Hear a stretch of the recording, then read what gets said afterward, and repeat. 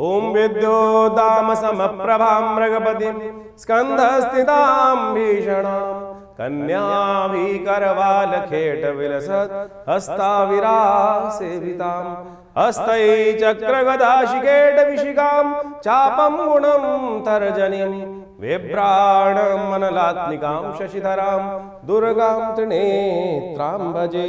नमस्कार, स्वागत है आपका आचार्य वाणी में। मैं आचार्य डॉक्टर विक्रमादित्य आपके साथ हूँ और आज हम बात करने जा रहे हैं तुला राशि वालों के लिए। 27 तारीख नौमी तिथि विद्यमान है, गुप्त नवरात्र समाप्ति की तरफ है, मंगलवार के दिन पड़ रहे हैं और ये अनुष्ठान की पूर्ति के लिए, मनोकामना पूर्ति के लिए बहुत शुभ मुहूर्त रहता है। इस दिन ग्रह नक्षत्रों के दृष्टिकोण से दिन काफ़ी अच्छा रहेगा, लेकिन शाम आते आते थोड़ा सा कहीं ना कहीं कई मामलों में थोड़ा सेटबैक देखने को मिल सकता है। इसलिए इमोशनली अपने आप को थोड़ा सा हैंडल करने का प्रयास कीजिएगा। कई बार क्या होता है कि हमारी बातें लोगों को कहीं ना कहीं गलत लग जाती हैं और उसके कारण से वो कोई कुछ बोल जाता है तो फिर हमारे मन को भी आघात लगता है। ऐसे योग आपकी राशि में बनते हुए दिखाई दे रहे हैं, तो आपको विशेष तौर पर इमोशनल पॉइंट ऑफ व्यू से अपने आप को स्ट्रॉन्ग करने के लिए हनुमान जी का स्तवन करना चाहिए। 27 तारीख के दिन एक खास योग बन रहा है, वो आपको अच्छे से समझ लेना चाहिए। इस दिन गुप्त नवरात्र की नौमी तिथि है और साथ साथ मंगलवार का योग भी बन रहा है।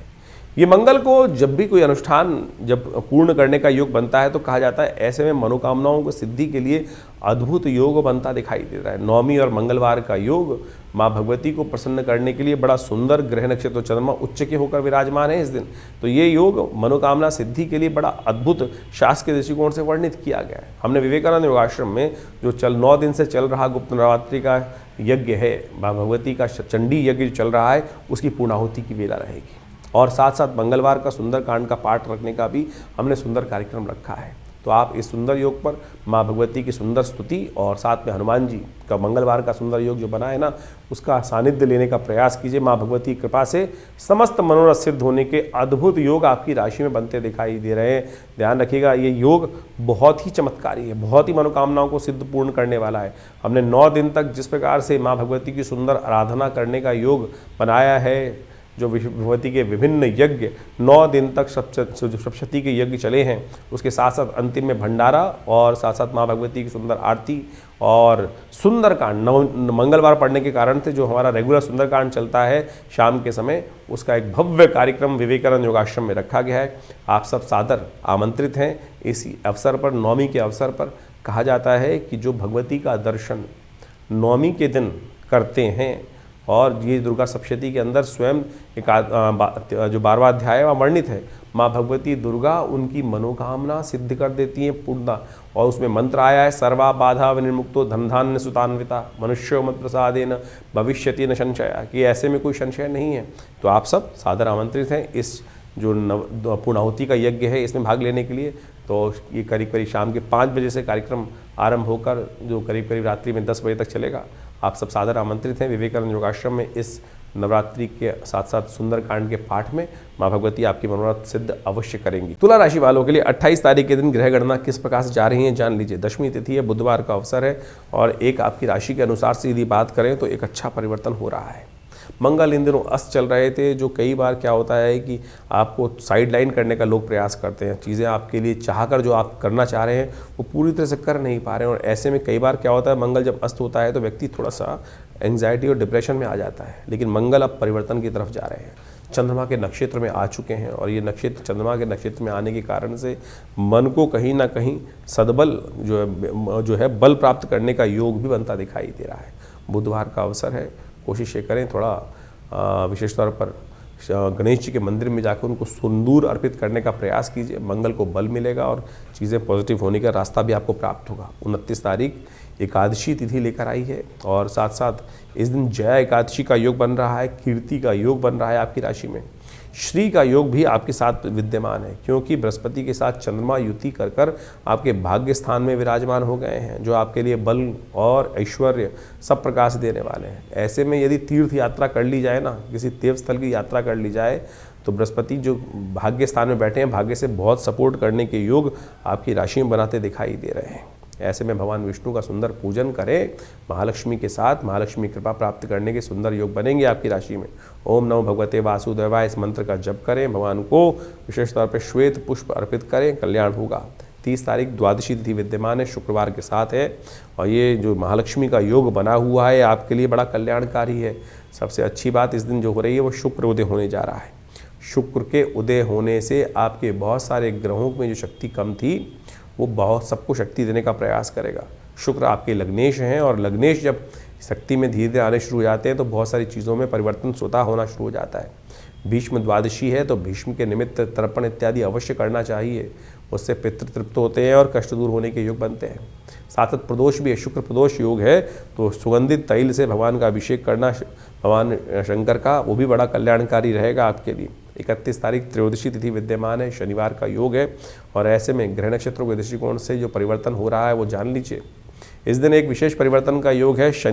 जो शुक्र है वो मंगल के नक्षत्र में प्रवेश कर रहे हैं और उससे मंगल को भी ताकत प्राप्त होगी और जो चतुर्ग्रही योग बना हुआ है वो कहीं ना कहीं आपके लिए रास्ता बनाएगा, चीज़ों को पॉजिटिव करने का रास्ता बनेगा। लव लाइफ, मैरिज लाइफ, इन सब में कहीं ना कहीं स्थितियों में परिवर्तन का योग बनेगा। दोस्ती कहीं ना कहीं प्रगाढ़ होने की तरफ जाएगी और लोग आपको दिल से प्रसन्न करने का प्रयास करेंगे। तो इस प्रकार से आपने ग्रहों का योगा योग समझा। ग्रहों के योगा योग के कारण से ही जीवन में घटनाओं का जो आगे सृजन होता है वो वास्तविक तौर पे समझा जा सकता है। ग्रहों का योगा योग कब हमारे लिए शुभ है, कब हमारे लिए अशुभ है, ये ज्योतिष की काल गणना बहुत प्रत्यक्ष रूप से समझा सकती है। आने वाला समय किस करवट बैठने वाला है, हमारे साथ क्या कुछ होने के योग हैं और कब हम अपने जीवन के योगा योगों को अपने लिए शुभ उपयोग कर सकते हैं, इसको इस प्रकार समझें। बहुत सारे लोग कहते हैं कि नहीं ऐसा कुछ नहीं हो सकता है। बिल्कुल, आप तो हर रोज़ इसी प्रकार का कार्य करते हैं। आपके अनुभव से आपको पता है कि कब सर्दी आने वाली है, कब गर्मी आने वाली है, कब बरसात होने के योग हैं, तो आप अपने आप को उससे पहले तैयार कर लेते हैं। सर्दी से पहले गर्म कपड़े खरीद लेते हैं और गर्मी आने से पहले उसके अनुसार से अपने घर में व्यवस्था कर लेते हैं, जिससे आपके लिए क्या होता है कि वातावरण के अनुसार से अपने आप को व्यवस्थित करने का मार्ग बन जाता है। ये आपका अनुभव है। ज्योतिष भी वही है, उसकी और भी सूक्ष्म गणनाएं हैं कि किसके अनुसार से अप्रत्यक्ष रूप से क्या कुछ घटनाएं हमारे साथ होने वाली हैं और कैसे हम उसको अपने जीवन में रक्षात्मक तौर पे यूज़ कर सकते हैं। कब हमारे लिए लाभ का समय है और कब हमारे लिए समय कष्ट वाला है। जैसे किसी के लिए कभी जन्मपत्री में समय चल रहा होता है, कोई दशा महादशाएं अंतरदशाएं किस प्रकार की बन रही हैं, ढैयाएँ बन रही हैं, अशुभ योग बन रहे हैं, कभी शुभ योग बन रहे हैं, कब जीवन में भाग्योदय का योग बनने वाला है। तो उस समय में अगर मिट्टी में भी हाथ डालोगे तो सोना बन जाएगा और समय खराब चल रहा हो और ऐसे में पता ना हो तो क्या होगा कि गलत जगह फंस जाएंगे। सोने में के हाथ यदि मिट्टी में डालेंगे और वो परिवर्तन किस प्रकार से हो जाएगा, राख में परिवर्तित हो जाएगा। तो यही जो समय की काल गणना का ज्ञान है, काल चक्र ज्योतिष विज्ञान के अनुसार से आप समय को प्रत्यक्ष रूप से समझ सकते हैं। तो इसलिए अपने मन मस्तिष्क को भ्रांति में ना रखें। बहुत सारे लोग तथाकथित तौर पर आप ज्योतिष के ऊपर कई प्रकार के प्रश्न चिन्ह खड़े करने का प्रयास करते हैं और बहुत सारी अनेक व्यंग्यात्मक तौर पे बहुत सारी बातें चलती रहती है। हम भी देखते रहते हैं कभी कभी बहुत सारे लोग व्यंग्यात्मक तौर पे जिन्होंने मजाक उड़ाना है वो मजाक उड़ाते रहेंगे। तो आप कोशिश ये करें, ज्योतिष विज्ञान के माध्यम से लाखों वर्षों से लोगों ने इसका लाभ लेते आए हैं और प्रत्यक्ष रूप से आप भी अपने जीवन में ग्रहों की गणनाओं को अच्छे से समझकर कार्य करने का प्रयास करें। चिंता ना करें, कई कुंडलियों में बहुत सारे अशुभ योग होते हैं। कोई कई अपने मनोमस्तिष्क में ऐसी विचित्र विडंबनाएं लेके बैठ जाते हैं। अब क्या हुआ, किसी के बच्चे की कुंडली में जन्म हुआ और मांगलिक निकला या कोई और योग निकल आया, किसी कुंडली में अशुभ केमुद्रम योग निकल आया और तो उसके कारण से बहुत सारी भयावह स्थिति बन जाती हैं। लेकिन यदि आपका ज्ञान सही है, ज्योतिष के अंदर कारण जान के निवारण के मार्ग भी तो जगह जगह समय समय समाधान जो है वो जगह जगह बताए गए हैं और सत्य माने वो समाधान प्रत्यक्ष रूप से कार्य करते हैं। चाहे वो महामृत्युंजय मंत्र हो, चाहे वो लक्ष्मी प्राप्ति के मंत्र हो, चाहे वो विभिन्न प्रकार के अनुष्ठानित चीज़ों में किए जाने वाले प्रयोग हों, उनके द्वारा सब चीज़ें परिवर्तन करने का मार्ग बिल्कुल प्रत्यक्ष रूप से बन सकता है। सकल पदार्थ है जग माही, और एक बात समझ रहे हैं, कर्महीन पुरुष पावत नाही। तो इसलिए ऐसा कुछ नहीं है जिसको आप परिवर्तन की तरफ नहीं ले जा सकते। प्रयास की आवश्यकता है, सही दिशा में सोचने की आवश्यकता है, सही दिशा में कर्म करने की आवश्यकता है, सही दिशा को पकड़कर उस पर चलने की आवश्यकता है। तो ज्योतिष विज्ञान कभी भी किसी को भ्रांति में नहीं रखता है और आप सब इस तमाम जो निदान के तरीके हैं उनको अच्छे से अपने जीवन में सरलता के साथ अपनाने का प्रयास करें। हमारा इस कार्यक्रम के माध्यम से आपके समक्ष जुड़ने का एक ही उद्देश्य रहता है कि पौराणिक ज्योतिष जो है, जो वो कथाओं के माध्यम से हमारे विभिन्न शास्त्रों में बताई गई हैं, योगा योग के माध्यम से विभिन्न शास्त्रों में बताई गई हैं, उन समस्त चीज़ों को आपके समक्ष रखें और एक बात समझें, जो टोटकों के चक्कर में व्यक्ति फंसे रहते हैं ना, उसके कारण से नुकसान होने के योग बन जाते हैं। उनका कोई बेस नहीं होता है करना बिना किसी के तथ्यों के बहुत सारे टोटकों का आज की तारीख में जो प्रचलन सा हो गया है। हमारे विभिन्न प्रकार के तथाकथित तौर पर विद्वान जो उपस्थित हो जाते हैं, जो शास्त्र को मानते नहीं हैं और कुछ भी अनर्गल प्रलाप अपने कुछ बातों को करते रहते हैं। जैसे एक बहुत सारी बातें आजकल चलती हैं कि जो ग्रह आपका बहुत अच्छा हो उसका दान नहीं करना चाहिए। कहाँ लिखा है? सोच के दान देना चाहिए क्या? जिस प्रकार से अगर सोच के दान दे रहे हैं तो फिर दान का फ़ायदा ही नहीं है, फिर तो व्यवसाय हो गया। फिर वो व्यवसाय कर रहे हो तो फिर उस दान का फ़ायदा ही क्या है? तो इस प्रकार का आप समझें कि किसी कुंडली में किसी ने कहा जी बृहस्पति बहुत अच्छा है, आप बृहस्पति की चीज़ों का दान करना बंद कर दो। आपका शनि खराब है तो आप शनि की चीज़ों को दान कर दो। और उसको अगर आपने कोई ग्रह सबसे अच्छा है जिसकी वजह से आपकी कुंडली में पैसा आ रहा है, उसकी चीज़ों का आपने दान कर दिया तो आपके भी शुभ योग चले जाएंगे।